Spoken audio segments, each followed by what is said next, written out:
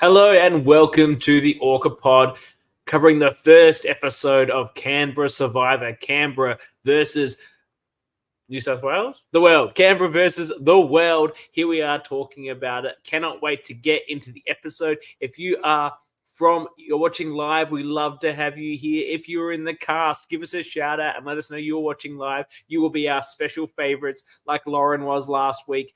Lauren was there. She was chatting away, giving us some comments, and now she is the ORCA's personal favorite, whether we drafted or not. So if you want personal favoritism on the show, make sure you watch live and drop your comments. Well, let me bring in my first ORCA guest of the episode, the legend, the one, the only Sydney Survivor superstar, Dani. Welcome to the show. Hang on. Oh. Welcome to the show. There we go. Hi. It's nice to be back. Good to see you all. I'm excited to get into it. I am repping the color buff of the tribe that went to tribal. Oh. It's the whatever tribe they are, the blue, the world tribe. The world tribe. I'll be repping the buff for whatever tribe went to tribal per episode. I've got all the buffs because I give all the monies to all the peoples. Very nice. Well, good for you, you philanthropist. Yeah, trying to support these things, and then I get the buffs. Now, Jules will be joining us as well. Last week she had a migraine. This week she's stuck in traffic. Hopefully she'll be here soon. Dani, what are your overall thoughts before we get into the start and run to the end? What are your overall thoughts of the first episode of Canberra versus the world? Overall thoughts, I'm excited about this season. As I was saying before, I love that we, once they were divided and back at camp, we got into the gameplay pretty quickly. There didn't seem a lot of let's just all be friendly. I mean, there's always that, but I was like, let's dive in. We're hunting, we're searching, we're all the things. So it's got makings of a great season. I also enjoyed that. How do you feel? Let's just start before we get anything. How do you feel about your draft now that you've seen the first episode? I was worried. Lauren was just she seemed to put some people on edge in the beginning. But the girlies are finding their feet. I'm still feeling good about my draft. I feel great. Ed's everything that I thought he was going to be. 100%. Ed's everything. Absolutely. And I said this to you before. I was like, that's the one person I was like, oh, I wish I had. Somehow Andrew has once again pulled the wool over the eyes of these people, and they'll follow him into whatever cliff he leads them. I don't know how he's doing it, but he's done it once again, and I am He's very charismatic. He's very charismatic. I also have in the draft, what's her name? Sorry. I have Amy. I thought it was Amy. Amy's, I think, looking really good. I like where she's sitting in the tribe. John, I got as the last pick, and I think he's in a great spot. I was happy to get John over Aiden and over Jay, and obviously that was the right call. Basically, I'm like a soothsayer over here. I called exactly what was going to happen. Yellow was going to dominate. Blue was going to go to tribal, and it was going to be Aiden or Jay. Very well done. Well read. I mean, you've been doing these for long enough. I should expect that you have a little bit of oomph. I also feel really good about Anthea as well. She's found a good alliance. She's found her feet. Feel really good. So I'm flying with the draft. Where I'm not flying is the People's Champion. And there's drinks I put up. Very well out of pocket. Eden is kicking just as much ass as I expected Eden would kick, and I am concerned about the $1,000 bar tab that I have offered. But, we'll do some more Eden coverage and all the great things that Eden did in the season, as in the episode as we get to it. But now I'm welcoming our third ORCA for tonight. The yet-to-be-seen Melbourne Survivor 4 legend, Jules. Welcome to the show. She doesn't have the name. Hey! I'm joining from my phone. My Wi-Fi has been shit. I've just got home. It's been a series of unfortunate events. But I am here to cover this episode because it was a good one. Well, before we get into it, Jules, tell us, you weren't here for the draft. Are you happy with your draft? Are you happy with your people? I got my top 3 choices. Yeah. Great. So did you notice that when I messaged you guys, say I wasn't going to be there, I messaged both of you, but when I gave my list, I gave it only to Dani because I knew CK would gamify it. He would look at it and go, well, this is Jules's picking order, so I'll pick this one. You would have taken Squin away from me if you knew that I had her so high. I just assumed Dani did that. Who wouldn't do that? No, I trusted her to have my back. To be fair, I didn't really have a list, so I couldn't compare it. I didn't either. That was the problem. I had an idea, and then because it was so last minute that I couldn't be here, I quickly put them together. But I'm very happy. I think you said it perfectly. I had a very top-heavy team, and then my other two people were the two people. Don't you have Aiden and Jay? Yeah, I had the two people up for elimination. But my top three, I've got Sab, I've got Pauline, and I've got Squin. I'm happy with that team. I don't need anyone I think else. Squin's in more danger than I anticipated, to be honest. Yeah, look, she's going to come through. I feel it. All right, well, let's get into the episode. Jules, do you have your notes ready and ready? I do. Up and about? I do. No, I've got my computer here. It just can't connect to the internet. Okay. Well, I just want to say, to start us off, I love Dan's flowing locks. He's stolen my look. Yeah. I was like, he's got the long hair. ooh. Yeah. That's how I look with a hat too. It's a good look, the long hair and the hat. So Dan stole my look, and imitation is a serious form of flattery, and I am incredibly flattered, Dan. So thank you for that. Even though this was filmed like a couple of years ago now, before you had the long flowing looks. Yeah, so maybe I've imitated him. I think you imitated Thanks, him. Jules. Always Dan, bullshit. I imitated you. We like In fact, it. I do believe he looked a bit. I think he looked like that at Uncharted Waters, perhaps. So maybe I did see a little. The Sophie does the acknowledgement of country, which I love that. Well, my initial thought was, hang on a minute. I'm not really into white people doing acknowledgements of country. I assume she is Anglo and without an Indigenous heritage. But then when she explained that she'd been taught to do it by a traditional elder, she'd obviously been invited to learn by an Indigenous person. I felt very good about it then.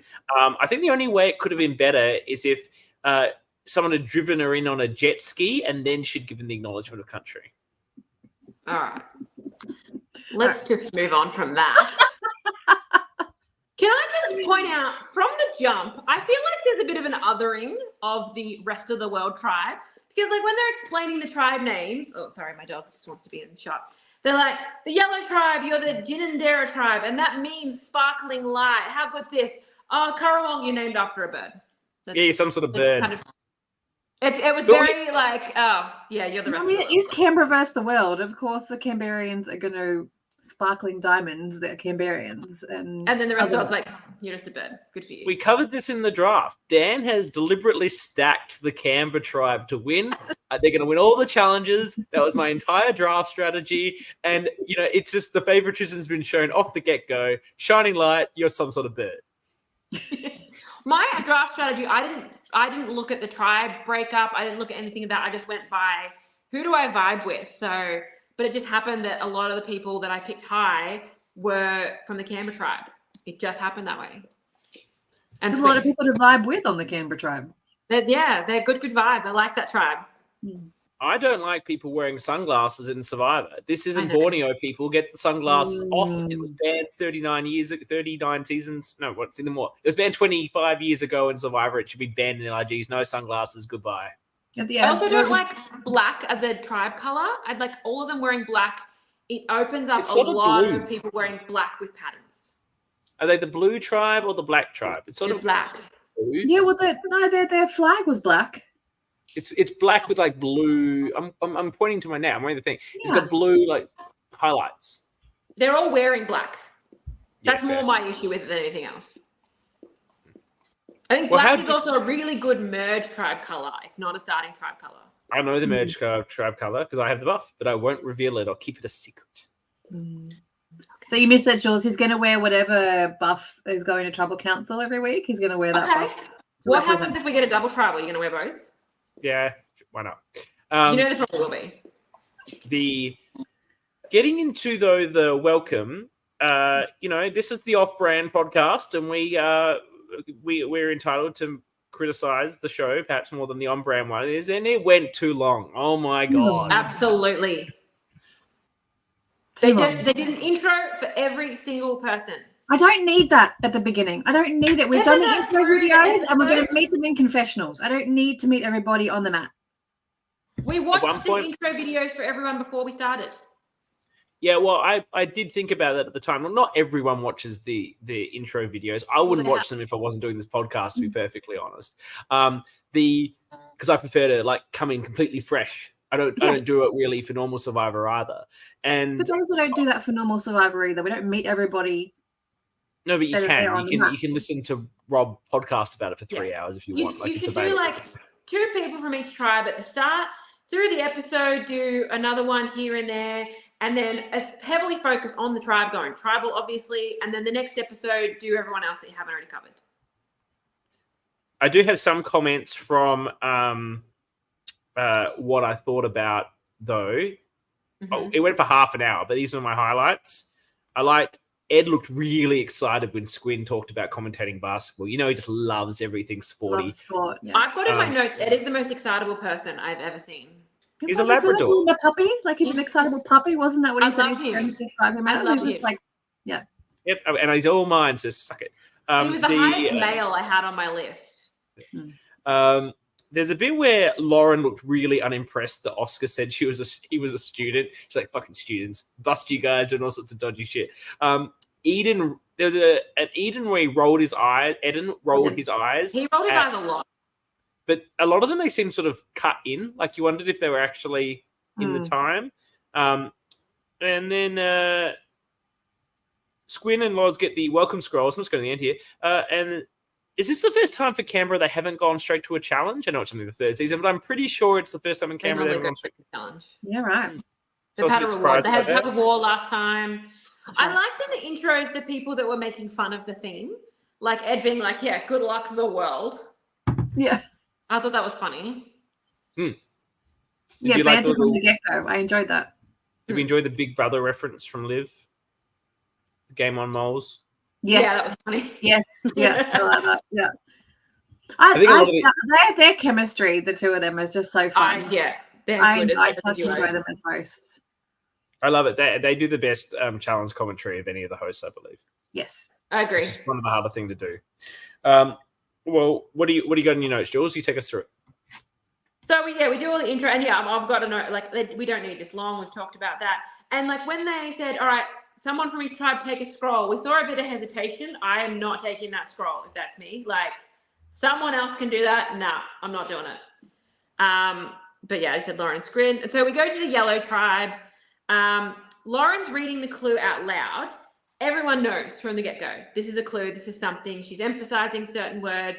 But the first thing I noticed is that she kept the scroll. And that was a mistake. You hand that out. Make sure everyone can look at it. I'm not keeping this. And then she goes into confessional. Yeah, I've got it here. Bad idea. Andrew absolutely ate her alive with this. He didn't like that. For her, for sure. Yeah. Did not like that. Well, do we even know what was written on there? Was she telling the truth? I mean, if you can come up on the fly with something written on a scroll, good for you. I don't think she's that good. With everyone coming around you. Yeah. But still, other people want to physically see it. They want to look at it, see if there's anything they've missed out on. Yeah. It was equally a part, though, where, and I don't know if this was the editing or in the real time, in the first instance of reading the scroll, she did not tell them that C was spelled S-E-A.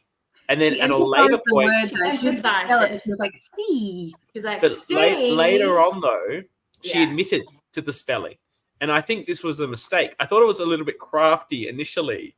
But then when she then tells them later it was spelled differently, you know, I would have actually probably not said it. Let them look at the note. If one of them points it out, I'd say, oh, I didn't even realize that. You know, people might not believe you or not, but you have some plausible deniability. Andrew could have eaten her up some more with that. And honestly, the C clue was useless. It was all just go to water, which they kind of figured out anyway. As like the well was enough for most of them. Oh yeah, I was like, well, as soon as I said well, I was like, I don't need any more. I'm going to the well. I'm going to the well. I'm going to the well. Yeah. The C would have confused me. Yeah. Like I would have overthought that for sure. Salt water, what's going on? Yeah. Yeah. But then we see Lauren, Pauline, and Sab, which like loving that trio, 2 of my picks. And I wanted Lauren as well, but you know, I had to make cuts somewhere. They go over together looking in the well on the top. Everyone leaves. There's Sab, my winner pick, doubles back and finds the clue. But she doesn't get a chance to open it. Then my champion, Ed, does something that I've never seen anyone do before because he's never watched Survivor, so he has no actual knowledge of how to play the game. He's just doing what he thinks is right. He sees her find the clue. He doesn't confront her about it. He just decides this is someone I want to align with because they've got something. I don't need to know what it is. They'll tell me at some point. Who cares? But they've got the thing, so I might as well try and be their alliance. And he then starts building a bond with her, and because everyone loves him, she's like really into him right away. She ate it up. She was like, "Oh, that's giving me really I do good hope vibes." there was a conversation there that we just don't see. Why? Because that's what you should be doing. No, I like this strat. I like the strat of not calling her out for finding it. Not publicly, but I would say privately go to her, hey, I saw you got that scroll. That's awesome. We can, you tell her that you've seen it so that she doesn't try and hide it, but also do it in a way that's like, great, I want to work with you anyway. We can use this together. Yeah, that's Survivor 101. We've seen that before. I like what Ed's showing me completely fresh here because there's a risk of doing that. People react badly to it. Oh, you saw me. He's calling me out. He saw me say, maybe he's going to tell the rest of the tribe, I can't trust him. I'll get rid of him. Plus, you know when she actually trusts you or not because eventually she might tell you about it. If she never does, then she probably doesn't trust you. So you've got an actual cornerstone to base on whether this is a real thing or not. I don't think Ed's thinking about all these things, but I'm thinking about them for him. And I love this strategy. It's completely I fresh. loved it too. I thought it really was fabulous. Yeah. Although, it's funny that she didn't clock it. I mean, you obviously know the angle of where they're at, but the amount of times he looked back at her while she was either got it or after she got it, I was like, if I'm finding that scroll, I'm eyes on everybody, eyes on me. I'm like, who's clocked me? Who's so it's interesting as to whether there was, double vision there or not. But we have to assume that what she got was a similar thing to what Antia got, where she's got to say something at tribal. So I guess we don't need to see that this episode since they don't go to tribal. Yeah, I'd say it's the same thing. I'd say she has opened it in a confessional, and we didn't see it in the episode because it wasn't going to just. We don't need it. Yeah, we'll see it when they do go to tribal. Yeah, but if her and Ed are a duo, I'm here for it. Yep. I did I can't remember where it was because I don't have it in my notes, but when Ed was talking about that if he gets voted out, he's going to be very emotionally scarred from it. And I'm like, good on you for self-awareness. Yeah, we like a self-aware. I think a lot of people go through that and aren't aware that it's about to happen. So good for him. Or that it will hurt. That it will hurt, yeah. I have a great quote. I have a great quote from Oscar here, and I have no idea what it was in relation to, where he said it's two sides of the same gender reveal. That was the hats. Oh, the hats. Him and Pauline have the exact same They both had the bucket hats. Yeah, I like that. I like that. That was a really good quip. It was fun. It was entertaining. Good to come up with these things on the spot. Nice one, Oscar. Yeah, one thing about Oscar that. Oh, sorry, go, Dani. No, I was saying I like for the most part the confessionals were quick and quippy. I didn't feel bored. The only part I felt bored through the episode was the very beginning, meeting everybody. For the most part, I really enjoyed meeting everybody in their one-on-one confessionals. I thought it was quite fresh and fun.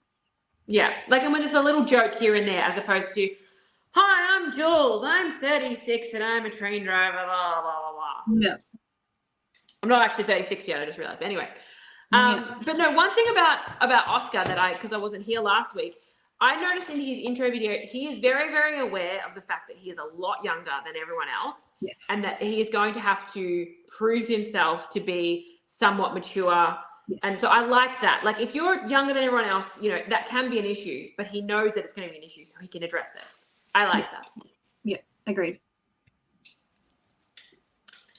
So then we see Andrew doing his thing about upset that, Lawrence held onto the note, hasn't showed it. He's sitting down at his angle and he can see something through it. Is that something? I don't know. But hey, everyone else, Lauren should have showed us this clue. And then Lauren comes back and he's like, oh, can we look at it again? And she hands it to him. Here you go. Yeah. Good call. Should have done that from the beginning. And then I noticed they laid it out. Everyone step back. Everyone can see it. No one's doing anything funny. Everyone just look at it. Yeah, no funny business. Yeah, nothing to say here, folks. But they're also hot and high alert because Andrew's just fucking pointed her out. So they're like, no one's going to then suddenly take possession of the scroll after he's just had his committee meeting with his little, new friends. No one's going to then take possession of that scroll again because they're like, this guy is coming after people. Yeah. He's awesome. I also enjoyed Andrew's absolute shade on the versus the world tribe, the rando bird tribe. These out of towners, these carpetbaggers. It's very much us versus them. Yeah, but like he was exactly that out of towner carpetbag in Canberra exile. So in backyard exile, I thought it was deliciously ironic and Yeah. two-faced. I feel like he's Canberra born and raised. He's a Johnny come lately to Canberra. Is he? Yeah. I don't know. We know So this there's is- somebody else there who's was a Queenslander and now they're a There's Canberrian. a few that have only recently moved to Canberra. They're not all born and raised there. So, but it's not. No, we live in Canberra now. Andrew's, I think, been in Canberra for a long time. I feel like he has only recently moved there, but maybe I'm. Now he confusing him with crewed on someone like else. season 1 of this. Okay. Maybe Yeah, just because I know he's from backyard. Maybe I assumed he lived in Perth Yeah, first. I think he's been a friend of Dan's for a long, long time. Okay. Well, I'll take that back then. But still. Yeah. Anything else that you guys noticed from the yellow tribe before we go to the black tribe? No, that's all I've got. Okay. All So right, we go off to to the the black rando tribe. bird. Off to the rando bird tribe, as they will forever be known. So we get. Hey, Squid Pauline Ring- is here. Pauline's here. Okay, we're scanning you now, Pauline. Who has Pauline in the draft? I picked her as the second pick. I was Yeah. tossing up between her and Stab as my winner pick. I think Pauline's great, and she's one of those sides of that gender reveal joke that we mentioned. Yes. Yeah. Yeah. I couldn't believe that with first pick and then not getting to pick again until pick number 6, I managed to still get her in the draft. You guys Yeah, suck. but that's because. Well, hey, look. Ed's a must get, and I have to be on the Andrew ride. I don't know how it's going to go, but I can't not have Andrew. So Yeah. yes, Pauline was definitely one because Pauline has that understated effectiveness. I think that people won't realize what a threat she is until she's already like taken. I think them I out. described her as a fun nerd. Especially because there are like so many strong female characters in front of her. They're not going to look at her quickly. No. She's going to play a good under the radar game. Okay, on to the rando birds. But yes, What they the got other black going on? tribe. So we've got Squin reading the clue, and she's gone a very different approach. She's very like, oh, C-S-E-A. Am I reading too much into this? Like, is this a clue? Like, I think she approached it the best way you could. We see the whole tribe going off together to go look. They're like, yeah, we all think this is a clue. Let's all go look together. Which, yeah, no one wants to split off from the main group when you've just got there. Especially when you know there's a clue. Yeah. We're doing this together. Everybody's going together. Yeah. There was a funny little montage of everyone trying to remember what Squin's name is and trying to say it. I enjoyed that. That was fun. Yes, everyone loves Squid, but no one can get her name right. Yeah. Some people were calling I her love Squid. the story though. If it's just Squinter, like it's just why not? Oh, look, we said it on the draft. She's incredibly lovable. I'm sure everyone is going to love her. It doesn't really matter that she's not in the numbers alliance. She can still be 5th. But what I called it last week. I said Eden will form an alliance with. I said the 4 women. It's only 3, but it's enough to make it work. Eden's going to form an alliance with the 3 women. Now it sort of happened more organically than I anticipated. Because they all just happened to, the 3 women found the advantage and Eden saw them and just rolled in. He's like, okay, let's make this happen. Let's go. Yeah. Makes me wonder, would he have been included if they hadn't spotted him? I think yes. I don't know. I don't know for certain. I don't know if they bring him in on the advantage, but it doesn't mean he got brought in the advantage because he was there. Whether they might align with him or not, I don't know. But we know that's the sort of alliance he was looking to make. He wasn't looking to align with John and Aiden. So it would make sense that either way he ends up with them. Yes. Yeah. But yeah, we got they open and Anthea has to say, what in the world 5 times at Tribal. When I first watched it, I thought it was at the challenge. Same. I think we had Beware Advantage in our heads. We had season 41. Goats on Astro. Yeah. So I just knew, and I was like, how is she going to do that? But then when it said it's at Tribal, I'm like, okay, that's much more doable. I actually think that they got this 100% perfect, which is difficult for a trial and error concept like this to some extent. I thought it would be easy. I don't think it was as easy as I thought it was. No. And it was really enjoyable to watch it as a viewer. Seeing if she'll get the number with the counter. Yeah, the counter, so great. Love that. I don't think she would have been able to do it without Eden's help. That's what I was saying. Eden had already talked about how he was going to provide that help that got her an extra one. Like, there's how many times can you say it in your 30-second answer, right? So Eden's one, and then one little one at the end, which made perfect sense. If I was her, the one thing I would have been doing is just saying it around camp a little bit more before the tribal. Like, this is just like my catchphrase. This is what I just say all the time. 100%. You'd have to, because otherwise people are gonna be like, why is she suddenly saying that? And it'd be like, wait. And even if someone called me out on it, I'd say, well, it's like my catchphrase, because we're the world tribe. What in the world? Agreed. Yeah. But I do like this as terms of it's not about where you're not going to lose your vote, but hey, if you don't get it done, the advantage is going back. Someone else will get it, and they won't have any strings attached. So it's like, all right, I've got to do this, but there's no consequences if I don't. Yes. So I think a beware advantage is probably a bit too hard in LRG because you don't have that much time. Yeah. When you're out there in Fiji, you've got 24 hours at least to think about how you're going to work this in.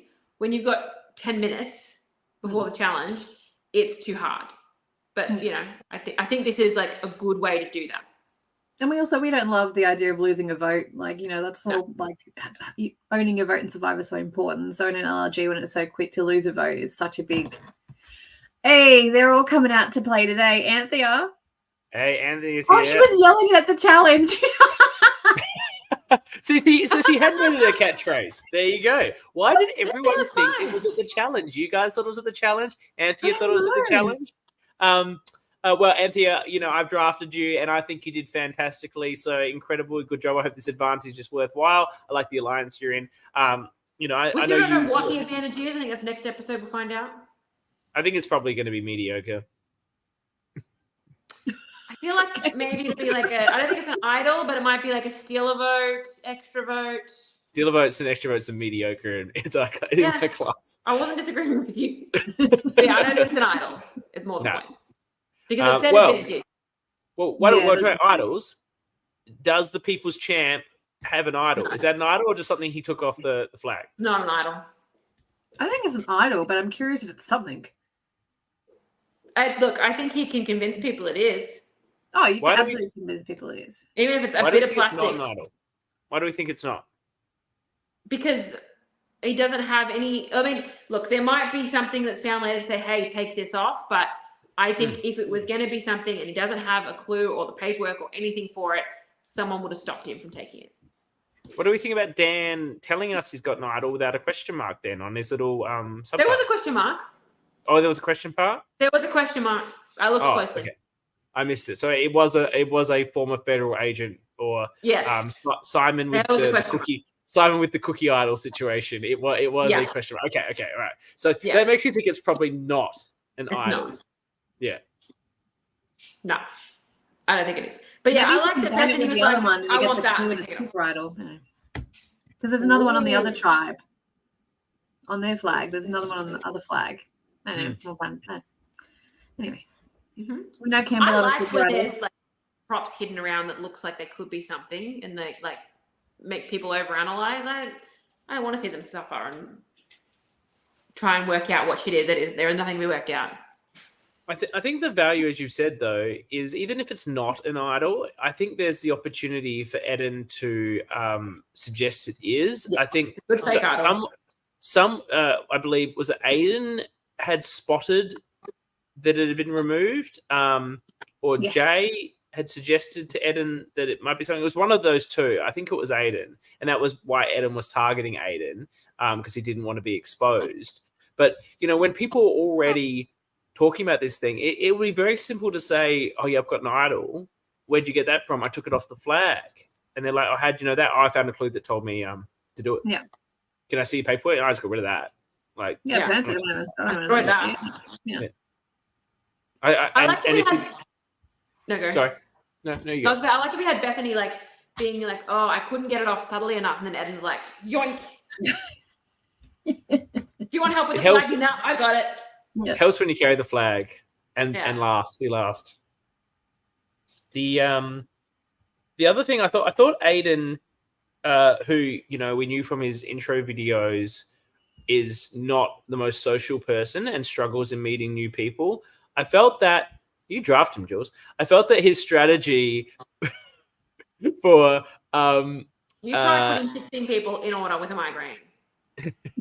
I knew where my tops were going, my bottoms in. I was going to sort of decide on the fly, and I couldn't do that. So I felt that his strategy, though, of he's aware of his weakness, and he made sure he found one or two of the more social people that he felt he could connect to, and to rely on their ability to then make other social bonds while he builds a strong connection with them. He chose John and he chose Squin, which are great choices from a social point of view. If it wasn't for the fact that they'd already been outnumbered and outmaneuvered by a group of 4, that's actually a really fantastic 3. And it is, in fact, that relationship that he built with John that absolutely saved him in the 100%. final of the Tribal Council, which we'll talk about when we get to Tribal Council.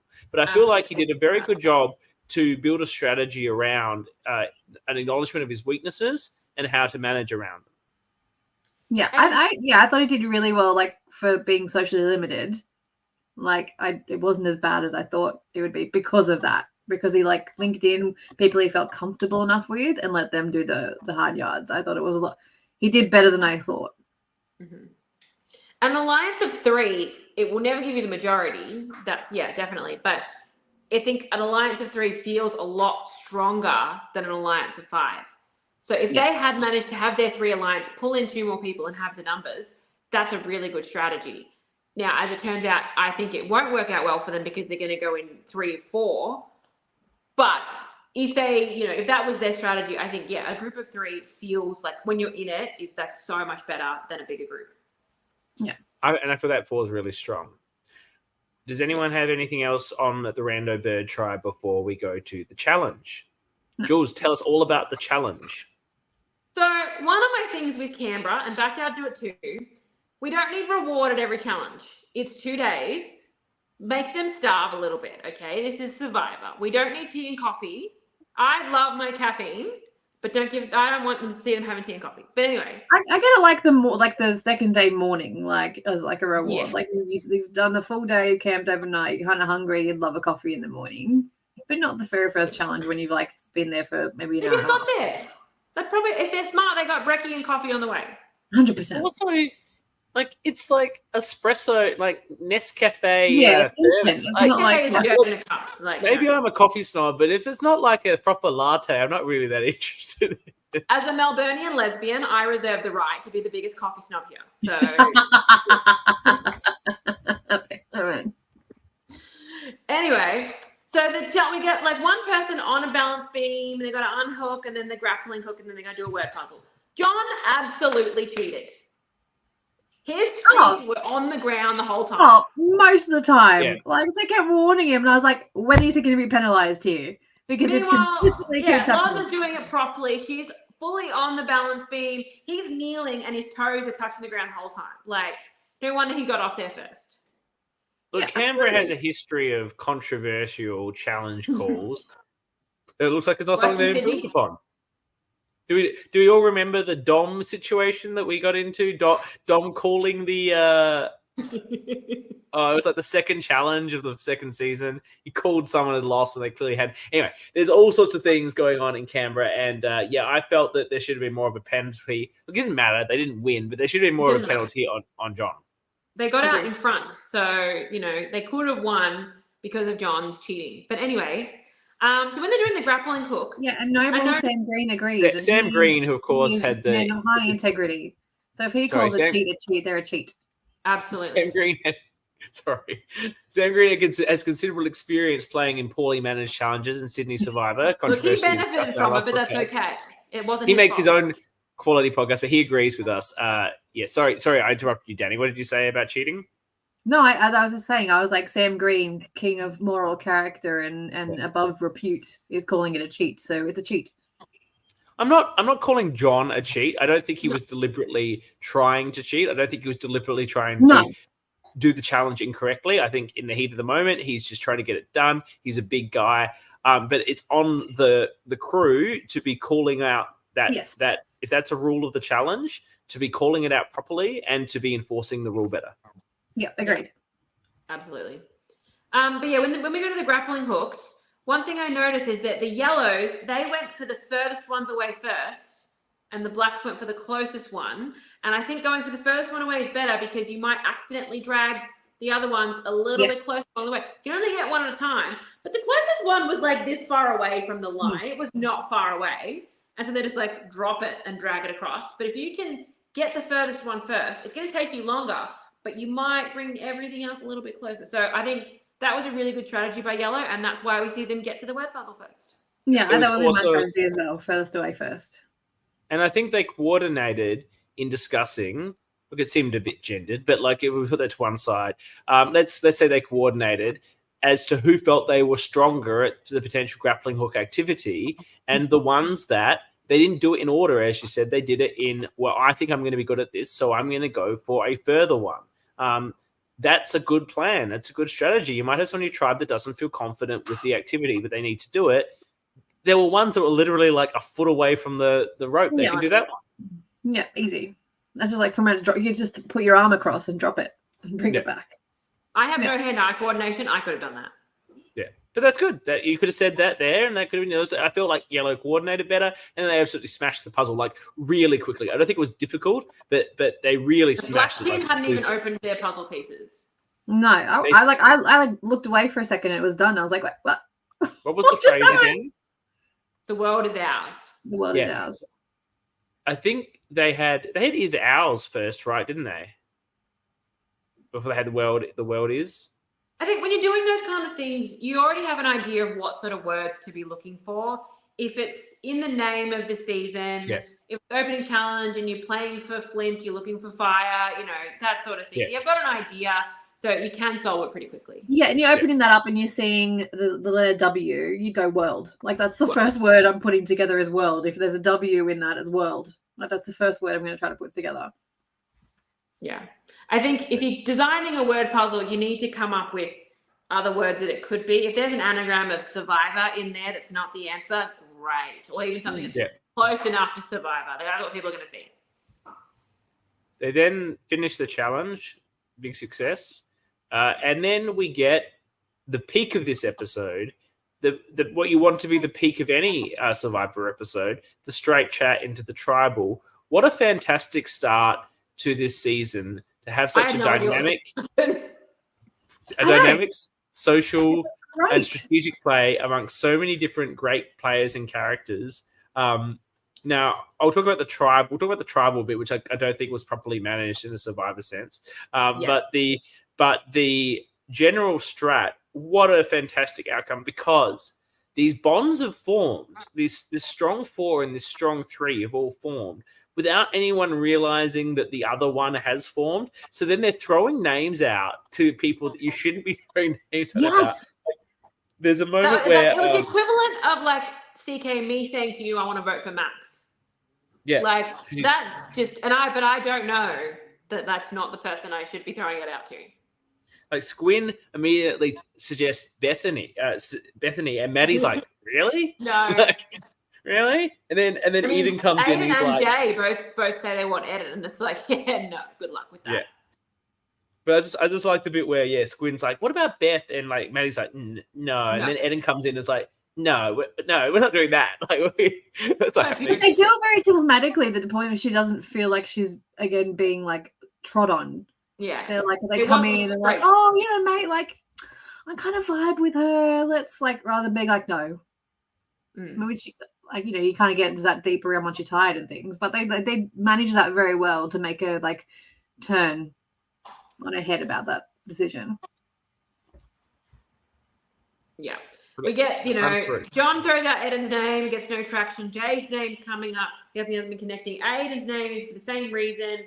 We see Aiden talk about, I wasn't great at the challenge, but Jay was worse, so I'm going to throw him under the bus. We see, do we want Jay? Do we want Aiden? I don't think anyone actually knew which way the vote was going to go when they went to tribal, and that was evident in the vote. Yes, well, we get it. Do we want to talk a bit more about this, or do we want to get to the vote? I think we can get to the vote straight away. We Well, already talked about the what in the world counter on screen. But I think I would like to say, I don't think she did it too obviously. I don't think anyone would have picked up, if they didn't know what they were looking for, you wouldn't have picked that up. I'm just going to get my phone charger real quick. You guys keep talking. Well, the big issue that I identified here at the tribal council that I thought was very, very interesting was that Maddie voted for Jay. I got that right? No, Maddie voted for Aiden or Jay. I need to do the notes. She voted for. Which one did Maddie vote for? So she said she couldn't. Maddie voted for couldn't Aiden. Swing the votes. So Bethany, Anthea, and Maddie all voted for Aiden, but Eden voted for Jay. And Jay. And Jay, yeah, sorry. Obviously, Jay voted for Aiden, and Aiden voted for Jay. But when she cast her first vote for Aiden, she says, "Sorry, I wanted this to be, Jay, I suppose, but she couldn't swing the numbers." But she could swing the numbers. The numbers were there. Yeah. And Eden votes for Jay, saying, "Oh, well, my target was actually Aiden, but the votes are going to Jay." It's so so their interesting. alliance hadn't worked out what they were doing. Or was it that, as you just maybe I'm thinking about now, just as you put it forward, it was Maddie, Bethany, and Anthea that were voting for Aiden, and Maddie wanted to vote for Jay. Maybe it was she just couldn't get. She said she couldn't get the numbers, but what she actually meant was she couldn't get Anthea and Bethany to agree to voting that way. Yeah, so she wanted to stick with her alliance. Yeah, that would make sense. Because the numbers were there, they were just on the other side. Yeah. And that's the tricky part when you do these first votes, because you want to prove a trust very quickly, even though you have a certain target in mind. So when it's a very split vote, you kind of want to. It's a hard line to draw. Like, do I vote who I want to go, or do I vote with my alliance, even though we may not get what we like, just to prove trust? Because I know it's not me, right? In that point, they're kind of like there's two main targets. What's my biggest factor here? Getting my target right, or building trust with these brand new people to prove that we're together. Yeah. Meanwhile, the people's champion has no interest in building trust. Eden's vote he says in his confessional, so I actually wanted to vote for Aiden, but the numbers aren't there. So he'd obviously not understood what was going on and voted for Jay. That one's the most confusing. Like, we can understand and rationalize the one for Maddie, but Eden's entire alliance were voting the way he wanted to vote. Oh, look, these things happen very quickly. We know this. Maybe the vote was on a hinge, and then he went to a confessional, came back, and he never got time to really check in what was happening. Though you think one of his core members would have given him a nudge and said, "It's going to be, it's going to be Aiden now," which is what Eden wanted in the first place, because Eden had called him out, or at least privately, about pulling the thing off the thing. Yeah. And then on the revote, we get Maddie change her vote from Aiden to Jay, but Eden also changed his vote, so we end up in another tie.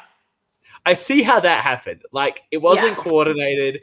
They both. Okay, I'll switch my vote, no problem. Yeah, but then two people do the same thing. And then we get to what I was calling out controversially. Yeah, I agree. In terms of how unanimous voting or ROCs is supposed to work. There's supposed to be a discussion. Yeah. But it said it was Aiden and Jay giving their pitch of why they should stay. And then Dan they did that before. They did that before the revote. They did it after as well. Okay. Because they have the discussion. Aiden and Jay say their piece, and then Dan just goes one by one. And he started with John. John, who are you voting for? And I think, and by doing that gives whoever John says is probably going to happen, because anyone else either has to agree with that or go to ROCs. So I don't know if this is an editing issue, or I understand that they have time constraints. They need to get these tribals done quickly, but it needs to be a unanimous decision in the group themselves, not just whoever John says is going to go, or they go to ROCs. And if you go to ROCs, if you've got a time limit, say you guys have 5 minutes to come up with the unanimous decision, or you're going to ROCs. But don't ask one person who you want to go. You're absolutely right. And the relationship that Aiden had formed with John that we mentioned earlier came into absolute effect here, with John just, and John doesn't look like a person to be easily moved either. So I think his voice would hold a bit of weight. And he says, "I want to keep Aiden." And that just locks it in. Even when it gets to Bethany, she says, I'm not interested in going to Rock, so I'll go with that. You're absolutely right. I don't think it changes the outcome because I don't think there's anyone here that's going to bat for Jay, whereas you would have Squin and John going to bat for Aiden, and for the other 4, then what do they care? So I think that it doesn't make a difference, but I do feel that the way it was approached, which is not how they would approach it on actual Survivor, slanted the outcome. 100%. Yeah, you don't do the whole. You have to ask everyone if they agree with that, but it's after you can tell that. Yeah, all right, we'll go for John. All right, so we'll go for Jay. All right, you're going for Jay. Confirm. CK. Yep. Dani. Yep. But yeah, they didn't even really seem like they had a discussion. No. John just called it, made his call, and everyone sort of had to go with it because it was that or Rocks. And sometimes you'll get someone like a John who has a strong personality, as you said, who might have just said, you know what, either we're voting for Jay or we're going to Rocks because I'm not voting for Aiden. And if that happens and he says it like that, then that might have been enough to sway it, but we didn't see it. Yeah, and I'm fine with someone doing that, of course. That's the whole strategy of the Rocks. Yeah. It was just that he was specifically called out by the host, by Dan, saying, John, what do you want to do? And it just set the scene. Now, look, I guess if there'd been someone there particularly attached to Aiden, particularly attached to Jay, then that person might have said, hang on, no. But it felt like, from my point as a viewer, and I don't know how the contestants felt at the time, they have to tell us if they're here in the chat, that if they said at that point, no, I don't want to vote for Jay, that would have caused Rocks. Like that was the definitive position. There wasn't a discussion to be had. Yeah. And that, if that's how you felt at the time. There we go, on the other chat. Okay. It was confirmed on the other show, which of course, we don't watch. The fact that he was a host on is ridiculous, but anyway. Deliberation was a lot longer than was shown, but they just left out the discussion and showed the decision. So anyway, okay, look, I think that's understood and good. That's good. But I would actually say, to the creators of any of these things that, you probably want to include a bit of that because, you want to have people like us just ripping your show to shreds. But also from Aiden's perspective, is he, does he hang on just because he's got an alliance with these two people? Was there a bunch of people that say, no, I really want Jay to stay? We don't know. So yeah, I don't know the actual specific stances of the individual players. Yeah. And I mean, I don't think Aiden's lasting that long anyway if this group goes back to tribal, rip my fantasy team. But I think it still matters for his character development. Well, let's do a bit of that now that we've finished the coverage and Jay's not out. This is the swamp of sadness. Jay's not out. Yes, I know. That's why we're done. I don't have an interview lined up because he's still in the show. How do we feel about that? Like, what are your thoughts?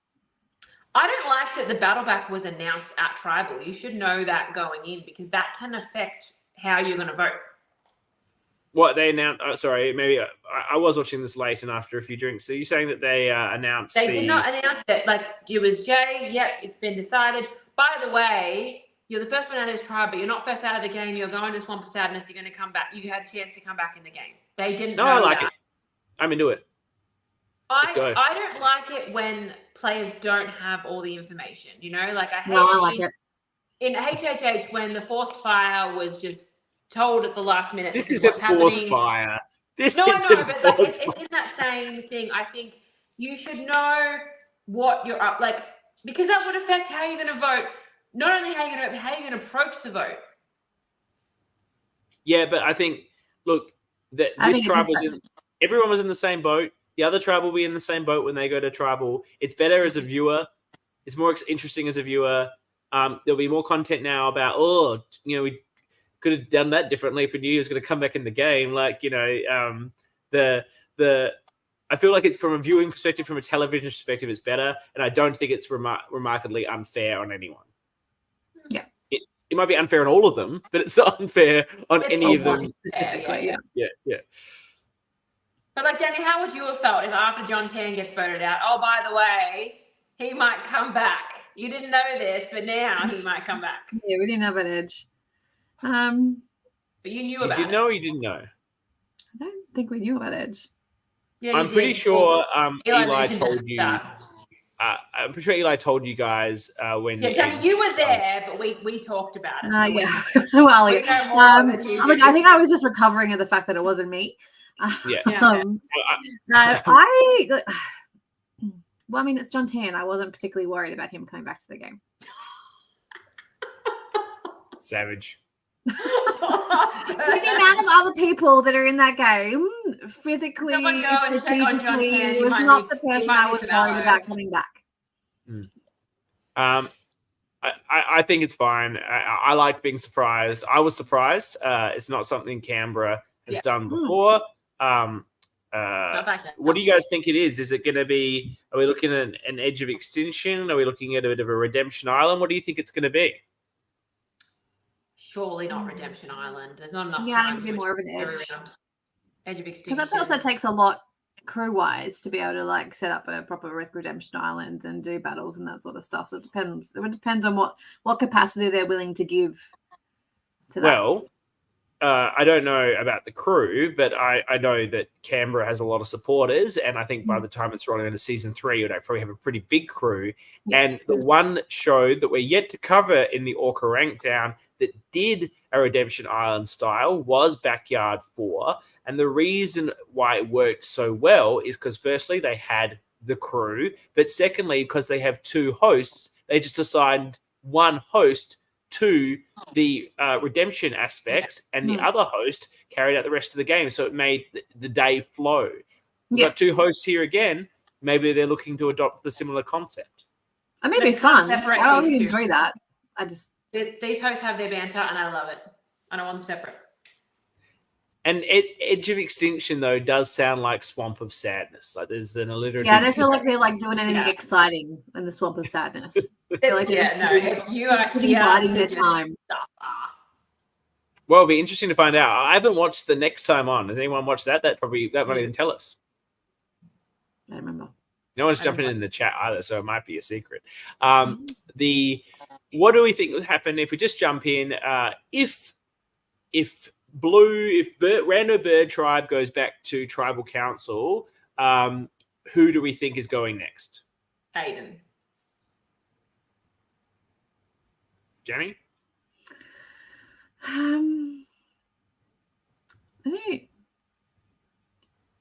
just trying to think who's making the names. I mean, Aiden's in trouble. So we had Aiden, John, and Squin in an alliance of 3. And then we had. It depends on because Squin has a good relationship with the other 3 girls. It would depend on that. I'm interested to see how Squin navigates that. Does she? I mean, she was the 4th out of them, but she's not out of the loop with the 4 of them, like the 3 of them. I think that they're quite different sorts of people. Yeah, I think we're pushing them together because they're women, I do think that Squin is a very different sort of person to the other 3. Like Squin is, pure positivity, and Bethany, described herself in her thing as a bit. I think, I actually think I think it could be Squin or Aiden. I think Squin could be in trouble there. I think Squin is if Eden wants to take a swing, I could see it being someone other than Aiden, because Aiden's sort of always going to be available to be taken out, whereas John and Squin are probably more threatening. You'd also be interested to see if John and Squin try to bring someone over into their alliance. That was my thought. I was like, does Squin try to then finagle the girls to try to pull across to her and John? It's going to be difficult when Anthea gets the advantage. They all helped Anthea get the advantage. They're going to share what the advantage is. That's a bonding experience, yeah. John and Squin don't have this knowledge, neither does Aiden, but I do feel that's going to make it very difficult to bring someone over. You'd also want to bring over the rogue voter, because obviously at one point someone actually voted with you to make it 4-4. But that person is Eden, and I think Eden's interested in that. So I think that they will have a lot of trouble. What do you think would happen at a yellow vote if they, ever go to tribal council, which they probably won't? We didn't get enough into the if they'd gone to her first vote, Lauren would have been in trouble. Yeah. Agree. Just Is based anyone- off Andrew's rallying of people. I'm predicting an early swap. Okay. Has anyone? Let's just put that to one side because I'm asking for who would get voted out at yellow. Has anyone No. formed strong bonds with Lauren that would save her? Do we think? No. No. Andrew was throwing her under the bus real quick. People seem to be getting behind that. Oscar Mhm. likes Andrew, which we Yeah. thought was possible. Ed and Sabrina are together. I could see Ed and Andrew not getting along at one point, but I think Ed said something quite positive about Andrew in one of his confessionals. So I think Andrew's going to call the shot. Ed, Sabrina, they're going to go along with it. So will Oscar.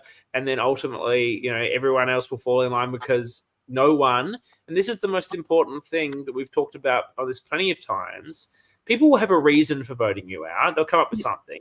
Andrew's coming up with this note thing. But if there was someone there or two people there that you'd really connected with, they would push back against it and say, well, no, we don't want to vote for them because, whatever. And that allows the vote to potentially change. But when someone throws out a reason, it's a half decent reason and it makes everyone else safe and no one cares about saving you, then you are in some trouble. Correct. Yeah. But the reason I say early swap, I think we're going to get black going back to another tribal and then we're swapping. I don't think yellow is going to a tribal in this group of 8. That's Dan my didn't early rig it call so with no information. Dan didn't rig it so that Canberra were the strongest fucking tribe we've ever seen in LRG, just to swap them out after 2 votes. Yeah, swap them out so they're in an advantage in both tribes. Okay, See you later, the world. The world is dead. You've come Long from live New Canberra. Zealand, Only you've Canberra come from survives. Melbourne, you've come from down the road in Sydney, but nah, fuck yous all. I love it. There was a comment from Sam in the chat that the Yellows were going hard with their own strat chat, notwithstanding that they were. I presume Sam knows this because he was crewing or something. Yes, he could, yeah. The Yellow. How did he then go on that show? Like super He's spoiled. only like a guest host. He's not an actual host. I know, but how can you provide unabridged commentary or something? You know what happens. I'm sorry. Because it's Sam Green. Who's going to be running the coverage of Melbourne for? Yeah, I am, but I have the capability of doing that. But Sam Green doesn't. Yeah, I feel like you're going to be a little more nuanced than Sam Green. No, it's not so much that. It's because, well, I didn't watch the program, and I don't want to get into a fight about who's the programs, but I would be hosting, so I can just throw questions out to people. Okay. Whereas Sam did if you're as a season 4, guest, sorry. people are asking you Sam did questions, and then season it's 4. difficult. Season 4, not season No, 3. he Thank He you, didn't Sophie. crew. Did not create Sophie's one. here. Hello, Sophie. We loved you. Welcome to country. That was fantastic. Also, do you want to see Sophie's Facebook photo? She seems to be lifting a shitload of weight with a She deadlift. looks like a fucking weapon, and I'm You here guys for see it. this picture? Yeah, I've seen it. She I looks could probably outlift her, to incredible. be fair. How many kgs were you deadlifting there, Soph? How much can you deadlift, Jules? My record for 1 rep is 135. That's pretty strong. Yeah. Impressive. Ask me to lift 5 reps. No good. 1 rep. Let's get. 2 I wanted reps, maybe. Jules versus Sophie. Oh, she's Let's done go. 160. Ooh, All right, that's all right. Hey. You get it, impressive, girlfriend. Sophie. Super impressive. I will. Um, I will concede. Right, Jules is going to be working up. She's going to be hitting the gym. She's going to. Oh, she's 175. Oh, It's on. It's on. You are a weapon, Sophie. Fuck yeah. Jules is going to be hitting I think we the need that. gym, getting those quads and those hamstrings strong, and we'll have a showdown between Sophie and Jules.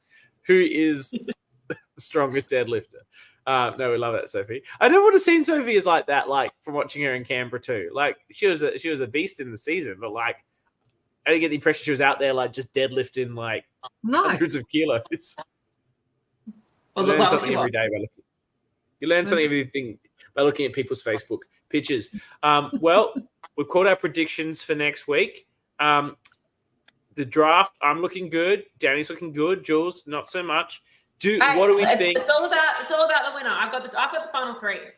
No, that's not how we're scoring it. Did you not watch the show? I know. Look, I did. I can't remember what you said. There was shit about points and idols, and I don't know. There was a lot in there. I'm still gonna win.